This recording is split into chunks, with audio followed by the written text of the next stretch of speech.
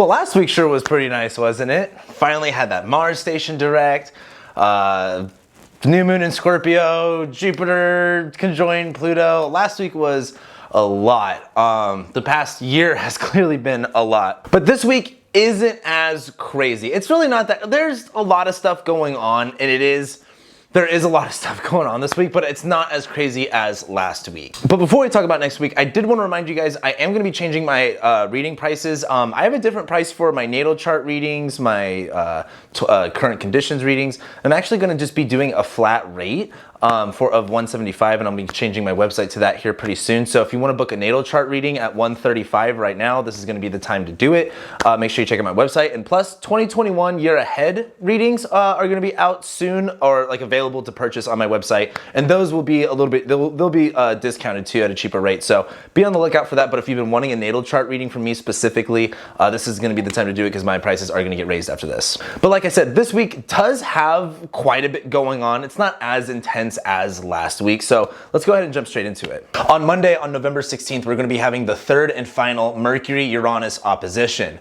Now, Mercury is back in Scorpio, where our sense of communication, our intellect, the way that we're thinking, the way our thoughts are going. It's in Scorpio, where things are a little bit more intense. Things are a little bit more finer focused. And as Mercury is in Scorpio, looking to kind of go a little bit more deep, go underneath the surface, that opposition to Uranus, you know, we can kind of find something or discover something that we don't know if we like or not. We already experienced this once back in October.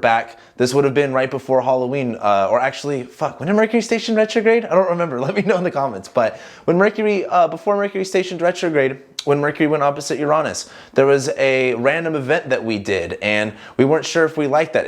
That random event made us kind of reconsider things a little bit more, especially reconsider the more deeper things. Mercury and Scorpio, you know, what's really underneath the surface. And as Mercury makes that opposition to Uranus for the third and final time on Monday, this is where we kind of have a little bit more of that breakthrough. We understand it a little bit more, and the information makes a little bit more sense. This is a little bit erratic. Things are going to be kind of up and down. However, this is the third and final time, so this isn't the first time. This isn't as unexpected maybe as it would have been before. Now, you know, we've already been doing this. It's not anything new. However, it can still kind of shake things up. Mercury and Scorpio is still doing investigating. Mercury and Scorpio is still going underneath the surface, and so there's more things to find. There's more things to discover. And I think on Monday, we kind of start this week off with this, you know, idea of kind of going underneath. I made a tweet. If you guys follow me on Twitter, you would know this, but I made a tweet about Evanescence, Going Under, being the song of this Mercury retrograde. And so as Mercury goes under, it makes that opposition to Uranus, going underneath with Scorpio. What are we finding? What are we discovering? And how is that destabilizing? What does that mean moving forward? On Monday as well, we will be having the moon in Sagittarius make a square to Neptune and trine Mars. So as the moon's in Sag, where, you know, we're kind of feeling a little bit restless, the moon in Sag, our emotions, our body, our feelings. In Sagittarius, we want to explore, we want to discover, we want to theorize, we want to be idealistic. There's some hope that we feel when the moon's in Sagittarius. But as the moon's squaring Neptune on Monday, there's this, you know, confusion. On Monday with Mercury opposite Uranus, you know, we're going under, and this moon in Sag that we'll be having is kind of hyping us up to discover, to explore. But as the moon makes a square to Neptune, there's some confusion, there's some mysticism, there's some fantasy, there's some illusion there that we're not really seeing. However, that moon in Sag square Neptune, things can be confusing.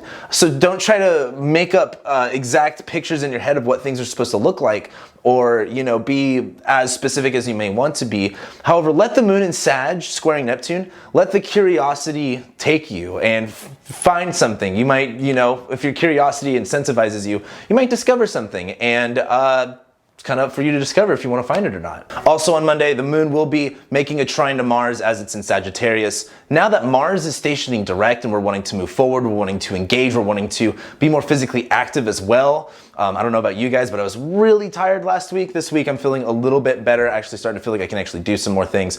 But as the moon's in Sagittarius trining Mars, there's this motivation, there's this spark, there's this inspiration to act, to go. The moon in Sag is like, oh, there's fun out there, adventure is out there, there's something to gain going somewhere.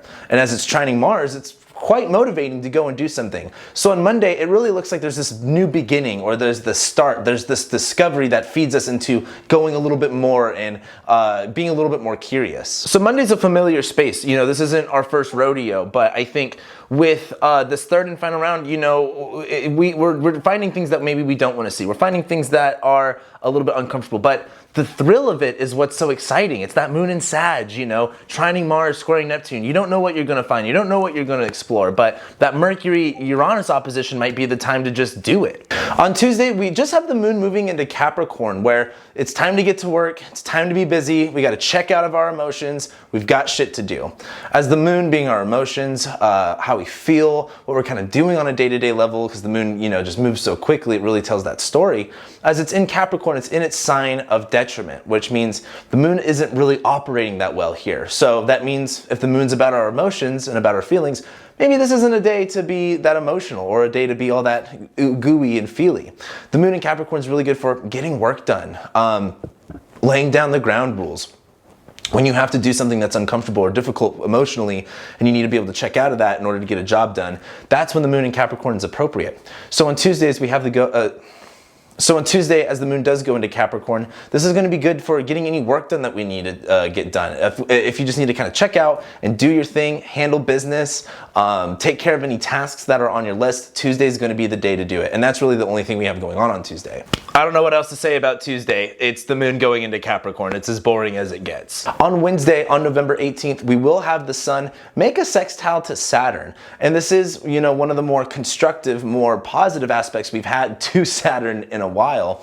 And as the sun is making that sextile to Saturn, there's this illumination, or this awareness of, you know, what it takes to be more disciplined, to have more authority. The sun in Scorpio is very specific with what its actions and its intentions are. The sun in Scorpio is very deliberate with its energy. And as it's sextiling Saturn, that cold harshness, that rigidity, that seriousness about where you invest your energy into and what you do, I think is supported during this. The sun in Scorpio sextiling Saturn in Capricorn, like, you know, focus, essentially. You know, don't just get distracted. Don't just be bored. Focus on something. Apply yourself to it. Take action with it. And the sun making the sextile to Saturn, we're going to feel like, you know, we have that discipline, like we have what it takes, like we're ready to go there. However, also on Saturday, the moon is going to be in Capricorn making a square to Mars, where it's going to feel like we're kind of hitting a wall. The moon is in Capricorn, where, you know, we want things to go by plan. We want to do things by the plan. We want to do things by the book.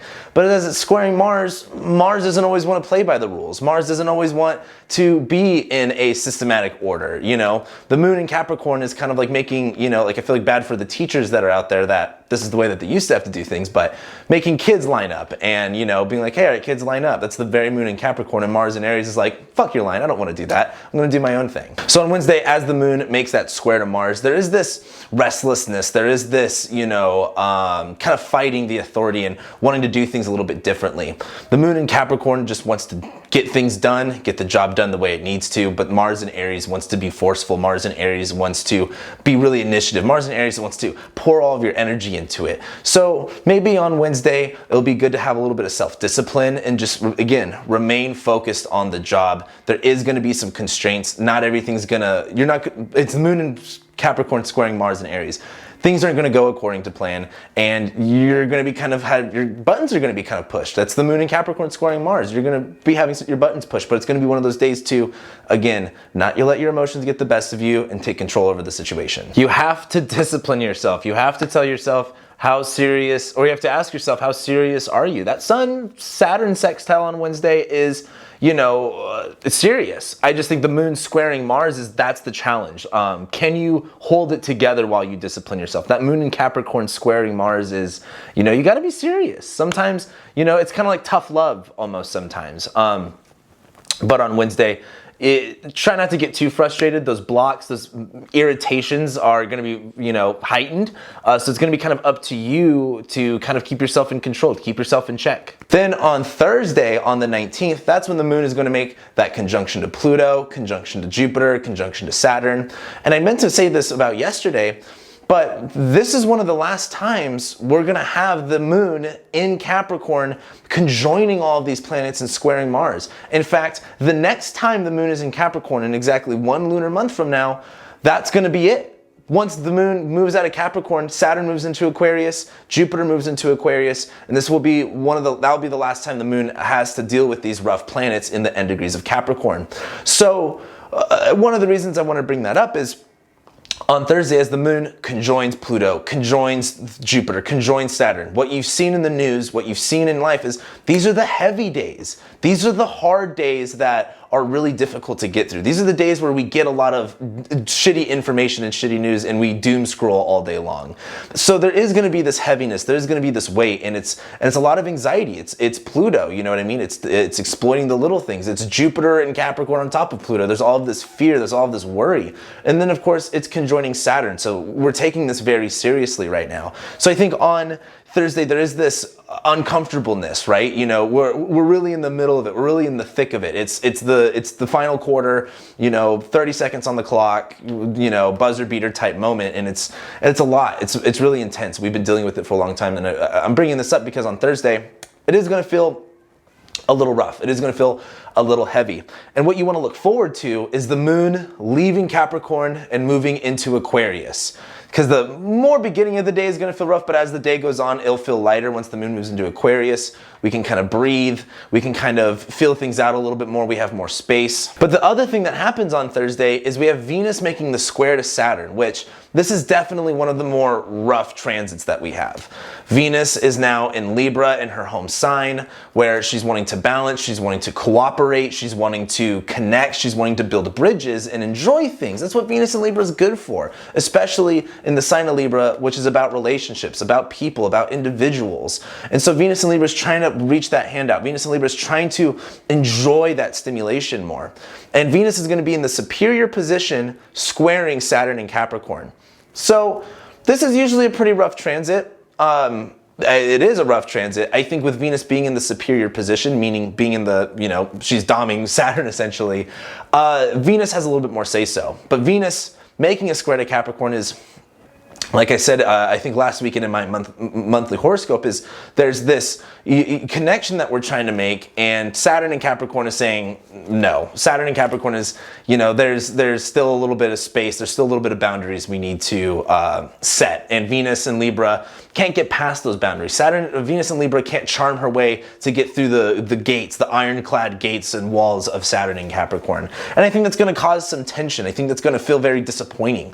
And I think with the moon on top of Pluto, Jupiter, Saturn, there's some disappointment. With Venus squaring Saturn, there's some disappointment. But also on Thursday, we have Mercury finally leaving shadow. Mercury is now done with its retrograde motion, and Mercury is finally moving forward into new territory. And now that Mercury is moving into new territory, this is where our minds, our thoughts, our ideas actually feel like they're going into a new area. We're not just going over the same stuff that we have been over the past couple of weeks. And so while on Thursday, Mercury leaving shadow will feel refreshing, it will feel enjoyable, there is a lot of heaviness with Thursday. And so Thursday really seems like this point where you kind of make some decisions, kind of come to an understanding and start to move forward somewhere else. Thursday's a lot, I'm not gonna lie. That's kind of a lot going on one day. And it doesn't help that the moon is also on top of the Pluto, Jupiter, Saturn stuff. But the big thing is, I know it's kind of a little bit depressing with, you know, Venus squaring Saturn and the moon on top of all that stuff. But it's just a heavy day. So to ask yourself, what are things that are appropriate to do on a heavy day?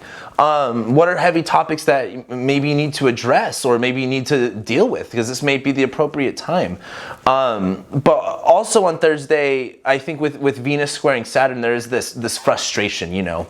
When we really want something, when we really desire something, you know, and we get told no, it's hard, it's frustrating. I don't like being told no. I'm pretty sure you guys don't like being told no too. Maybe you're into that. But with Mercury also leaving shadow on top of it, I think Thursday, while there is some disappointment in the air, I think it's easy to walk away from it. I think it's easy to get over it. Mercury's leaving shadow. We're into new territory. We're already looking in the trunk, right? That's that Mercury in Scorpio. We're looking for the things that are usually hidden. And what we find we don't always like, but you know, we got to keep moving on. As we get to Friday on November 20th, this is when the moon is going to be making a square to Mercury. As the moon's in Aquarius, our emotions, how we feel, they're kind of up for debate. They're kind of detached. The moon in Aquarius isn't necessarily present, but the moon in Aquarius can talk about its feelings, more than the moon in Capricorn can. The moon in Aquarius just thinks it's not cool to feel and that feelings are whack and lame. But as the moon's in Aquarius making a square to Mercury, there's something that needs to budge. Scorpio wants to do things its way and Aquarius wants to do things its way. They're fixed signs. They don't really change a lot. And when you get two signs making a square that don't change, so there's no common ground, things can kind of, break. When things don't bend, they break. And as the moon makes that square to Mercury, there's some tension. There's, a certain way that you're feeling you're not in agreement with when it comes to how you're thinking, or the ideas that you have aren't in agreement. They're in conflict with the way that you're feeling. And so it's going to be really important on Friday to really check yourself and say, am I just detached? Am I not wanting to feel this feeling, or is this the actual truth? And do I need to get deeper into this? I think the moon squaring Mercury is going to challenge you to really, face certain truths. Mercury's in Scorpio. We're going under. Seeing all the deep stuff, and the moon in Aquarius may not want to look at it. It may be a little bit uncomfortable, but you gotta look at it. The one thing I wanted to say about Friday was with the moon squaring Mercury, it's gonna be easy to get into verbal conflicts. It's gonna be easy to get into arguments. Try to stay off social media. Try to not, communicate. Be very aware of what you're communicating and what you're saying. Because Mercury and Scorpio, it's easy to kind of be offensive. It's easy to kind of just like right there, just get it right in the spot you don't want to hit. And that moon in Aquarius is going to bring it up to you that it's an issue that you guys need to talk about. And it's not going to be a fun, I don't know if you've ever seen a Scorpio and an Aquarius talk, but it's like taking a sandpaper to like chalkboard. It's just rough. It's just super rough. As we get into Saturday on November 21st, that's when we're going to have Venus move into Scorpio. Now, that square was a little bit rough, but as Venus, the planet of value, love, intimacy, connection, goes into Scorpio, she goes into her sign of detriment. Now that sounds scary at first. That basically means the Venus isn't really as good at her job as, normally. She doesn't have access to the tools that she would normally have. Venus tools beautify things. Venus tools, make things more valuable. So a good way to look at Venus and Scorpio is, rather than doing the conventional pretty, Venus and Scorpio is taking what's usually taboo or what's usually a darker aesthetic and making that pretty. Venus is going to beautify things. That's her natural job. But in Scorpio, Venus only has Mars tools. So rather than Venus and Libra would be kind of like, let's say like a Victoria's Secret type model, Venus and Scorpio is more of like BDSM model and more S&M stuff. It has Mars tools and it's doing Venus's job. So the hard part about Venus and Scorpio will be because it's about value and connection and fun, and it's in detriment. It's harder to have fun. You can't make things look as beautiful with Mars tools as you're used to. So there's a little bit of disappointment. There's a little bit of lackluster. Another issue we see with Venus and Scorpio is it's really easy to hold on to valuables even after they're dead. It's like keeping dead plants around. You value the plant, and even though it's dead and you won't water it, you still keep it around. So while Venus is in Scorpio, there is this fun side to it where we're getting what we do value, what we do find beautiful, what we do find attractive is very intense. It's very martial. There's a lot of passion. There's a lot of deepness to it. But with Venus and Scorpio, that deepness isn't always received in a fun way. It's not as enjoyable or pleasurable. Venus and Scorpio can be have more distaste than it does actually having a good taste in its mouth, if that makes sense. Also on Saturday, the sun moves into Sagittarius. So the sun's finally getting out of Scorpio. We get into Sag season where now we have eclipses coming up. But with the sun being about our essence, our energy, where the light is really at, it's in Sagittarius. Things are changing. We're wanting to explore more. We're wanting to have fun. We're getting into holiday season, which is all about family and traveling usually, and good times, which is very Jupiter, which is very Sagittarius.